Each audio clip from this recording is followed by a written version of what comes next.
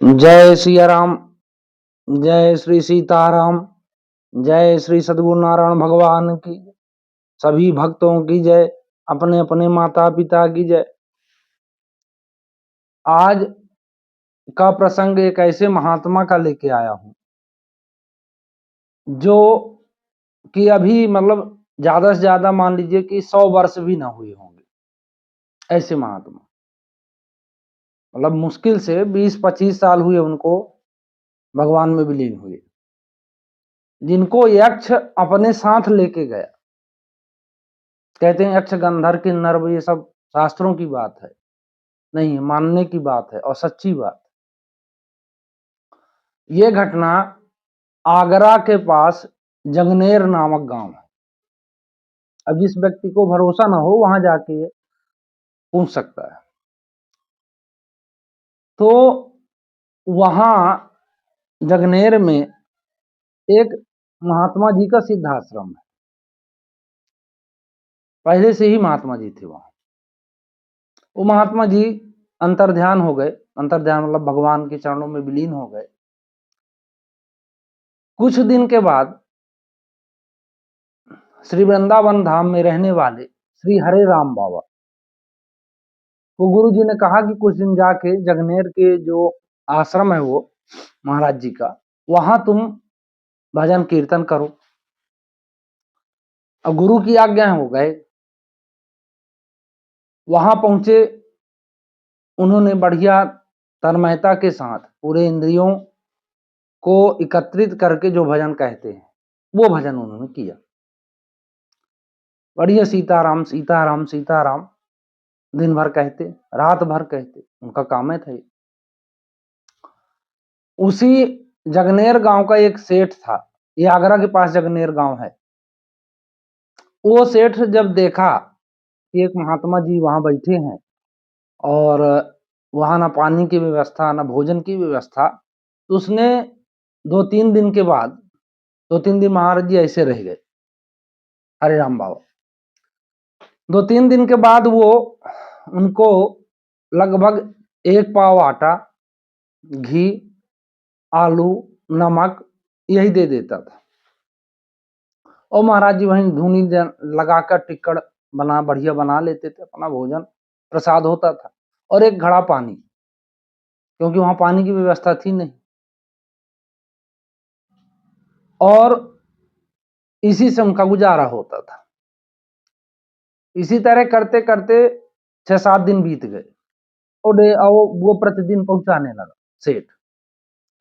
वो नगर सेठ था।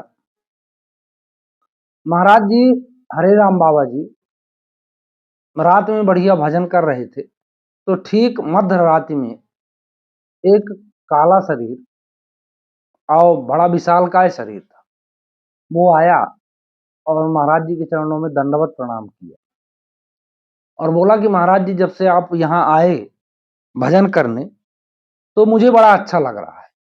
महाराज जी ने कहा अच्छी बात। तो उन्होंने कहा कि आप कुछ यहाँ भंडारा का काम भी कराइए। तो उन्होंने कहा देखो बच्चा, ऐसा है कि हम सिर्फ राम राम करने आए हैं और गुरु जी ने कहा है इसलिए आए हैं, और इसके बाद हम कब तक हैं जब तक गुरु कृपा है। तो ना हमको भंडारा करना है और ना कुछ करना है। तो उसने कहा कि नहीं महाराज जी, कुछ तो कुछ होना चाहिए। बड़ा आग्रह भाव से उसने कहा। महाराज जी ने कहा जब तुम्हारी इतनी इच्छा है तो तुम कर लो। तो उसने कहा ठीक है, आप आज्ञा दे दे, मैं कर लूंगा, पर शर्त यह है कि हलवा आप बनाएंगे। महाराज जी ने भी सोचा कि ये टिक्कड़ खाते खाते बहुत दिन बीत गए, चलो अच्छा खाने को मिलेगा। उन्होंने कहा ठीक है, हलवा मैं बना दूंगा। तो उसने कहा बाकी व्यवस्था मैं कर दूंगा। महाराज जी दूसरे दिन से हलवा बना देते, बाकी व्यवस्था वो कर जाता। अब गांव के जो व्यक्ति आते उनको हलवा खाना, पानी पीना, वो सब व्यवस्था वो जो व्यक्ति आता था, काला मकोई शरीर अकायमान, वो सब व्यवस्था बनाता था। करते करते वहां तांता लगने लगा, लोगों का भीड़ इकट्ठा होने लगी, क्योंकि हलवा मिलता था, पानी मिलता था, बढ़िया मस्त प्रसाद, और खाओ पियो और राम भजन करो। महाराज जी ने कहा फ्री में खाना नहीं है, बढ़िया यहाँ बैठ के सीताराम कहो। और वो सीताराम अनवरत कीर्तन चालू हो गई, अखंड कीर्तन। सेठ ने सोचा यार कि मैं तो इतना ही देता हूँ, ये इतनी से ज्यादा व्यवस्था कहाँ से हो रही। तो महाराज जी के पास गया और महाराज जी से कहा कि महाराज जी, मैं जितना देता हूँ आप भी जानते हैं, मैं भी जानता हूँ, और उतने में ये व्यवस्था हो नहीं सकती। और ये भी बात सत्य है कि आप कहीं जाते भी नहीं है लेने, तो ये व्यवस्था कहाँ से हो रही है जो पूरे गांव का भंडारा चल रहा है। तो महाराज जी ने कहा तुम्हारे ही गांव का कोई एक व्यक्ति है, वो आता है मध्य रात में आता है। तो सेठ ने कहा वो मध्य रात में क्यों आता है भाई, पहले क्यों नहीं आता। तो उन्होंने कहा कि वो कहता है कि मुझे एकांत ही प्रिय है, मैं किसी के सामने नहीं आ सकता। और ये सब व्यवस्था उसी की है, वो आता है रात में, देखता है जो कमी है वो रख के चला जाता है। तो सेठ ने कहा महाराज जी, इस गांव का मैं सबसे बड़ा व्यक्ति हूँ, लोग मुझे ही सेठ कहते हैं, अब मुझसे बड़ा यहाँ कोई व्यवस्थापक तो हो नहीं सकता, मैं अपने गांव को अच्छी तरह से जानता हूँ। उन्होंने कहा भाई, उसने तो यही बताया कि मैं भी जगनेर का रहने वाला हूँ, अब कहाँ से आता है क्या करता है मुझे कोई मतलब नहीं है ना, मैं जानना चाहता। उसने कहा मैं आज भी आएगा, बोले कि आता तो है तो आएगा। उन्होंने कहा ठीक है, मैं आज देखूंगा उसको। तो वो छिप गया, वही वो जो बणिक था, सेठ था, वो छिप गया और छिप के बैठ गया। और जैसे मध्य रात्रि हुई वो फिर पहुंचा व्यक्ति। तो प्रणाम तो उसने किया सिर रखकर बढ़िया चरणों में, पर रूखे थोड़े शब्द थे उसके। उसने कहा महाराज जी, मैंने पहले आपसे कहा था कि मैं किसी के सामने नहीं आऊंगा, और आपने इस व्यक्ति को छिपा के रखा है। महाराज जी दंग रह गए कि यार ये कैसे जान गए कि कोई व्यक्ति छिपा है यार। तो उन्होंने कहा ये भी जगनेर का है, आप भी जगनेर, तुम भी जगनेर के हो, कौन सा दिक्कत। बोले दिक्कत बहुत है, ये यहाँ रहेगा नहीं, और जब तक ये रहेगा मैं बोलूंगा नहीं कुछ। उसने कहा भाई तुम्हारी इच्छा। तो महाराज जी के देखते देखते जैसे मान लो कोई खिलौना को पकड़े, ऐसे उसने सेठ को पकड़ा और उसके कमर को ऐसा पकड़ के और सीधे बैठे बैठे उस विशाल काय पहाड़ी से नीचे उसको रख दिया। अब महाराज जी ये घटना देख रहे हैं। महाराज जी समझ गए कि ये कोई नॉर्मल व्यक्ति तो है नहीं। अब महाराज जी के भी अंदर डर पैदा हुई, और वो शेर तो जब छूटा तो सीधे अपने घर में रुका, क्योंकि वो, अब बताइए कोई व्यक्ति पहाड़ से बैठे बैठे सीधे उतार दे, उसकी भुजाएं लंबी हो जाए ऑटोमेटिक, तो आधों का तो हार्ट फेल हो जाएगा।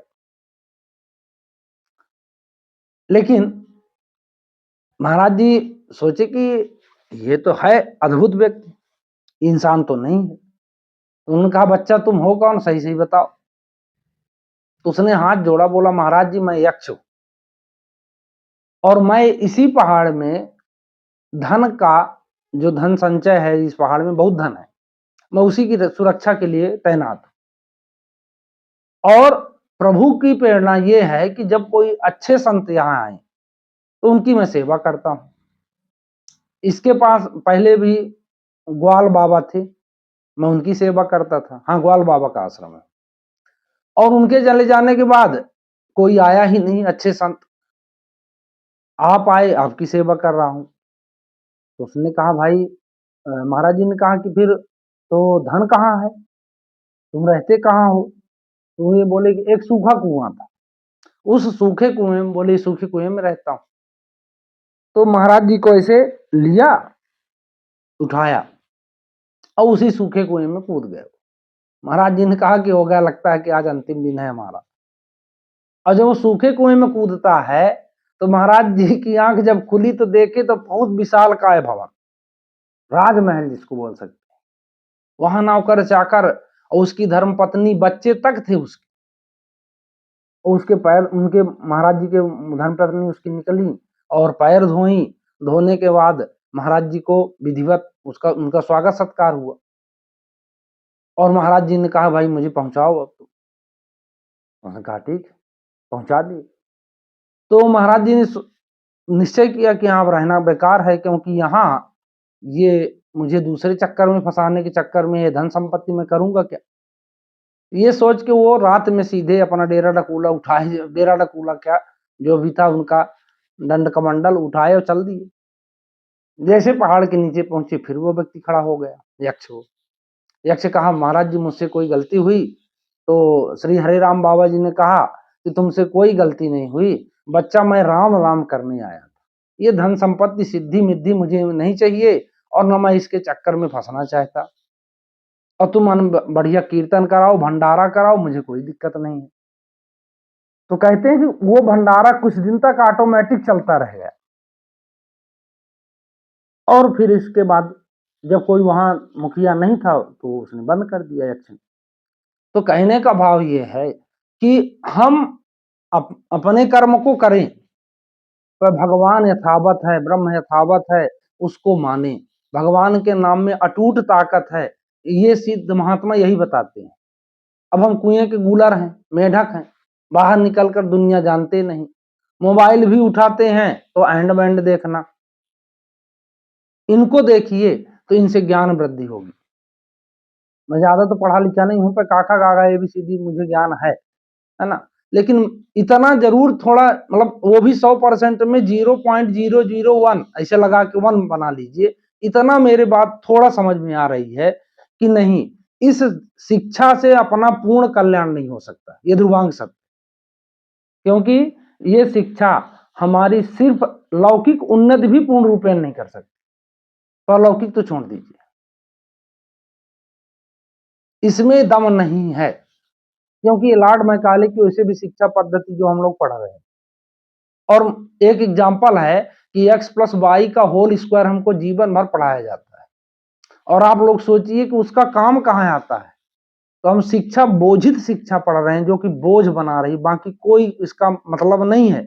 अब ये पढ़ना हमारी मजबूरी है, क्योंकि हम जिस देश में हैं उसकी नीति है। अब ये ऊंचे वाले अधिकारियों को सोचना चाहिए, हम वही पढ़ाएं। अब हमारे में भी कमी है। कमी यह है कि एक शिक्षक के तौर पर हैं, पर बच्चों का सर्वांगीण विकास कहाँ है, नाम पर लूट है बस, चाहे प्राइवेट हो, चाहे सरकारी हो, चाहे कोई भी इसको। ज्ञान का विकास तब होगा जब आप अध्यात्म से परिपूर्ण करोगे बच्चों को। भारत पहले सोने की चिड़िया था, आज से मतलब अंग्रेजों के शासन के साथ। अब वो नहीं है, कोई झूठा दावा भले करे कि सोने की चिड़िया है ना। क्यों? क्योंकि हमने वैदिक नियम का त्यागन कर दिया है। पाश्चात्य संस्कृत, इंग्लैंडियन संस्कृत, ब्रिटिश संस्कृत, फिल्मी दुनिया की संस्कृत को हमने अपना लिया है। तो फिर से सोने की चिड़िया इस शिक्षा के दम पर तो नहीं बना सकते, मेरा जहां तक सोच है। और मैं यही आग्रह करूंगा सबसे, जो मेरी वीडियो देखे, आवाज सुने, कि बढ़िया इन संतों की वाणी सुनिए, मेरी भी वाणी मत सुनिए। श्री राजन दास जी महाराज, श्री प्रेमानंद महाराज जी, इनके ऐसे सिद्ध पुरुषों के वचन को सुनिए जिनसे आपको भयंकर लाभ है। और मेरा काम यह है कि छठे बिछटे जो आदमी है इनको इनकी तरफ झोंसना, ये भी कुछ तो सुनो, कर्म अपना करो, मैं कर्म की बात नहीं कर रहा हूं। तो इसी आशा के साथ कि आप लोग मेरी बात को मानेंगे और अपने जीवन को धन्य बनाएंगे, भगवान नाम से प्रेम करके।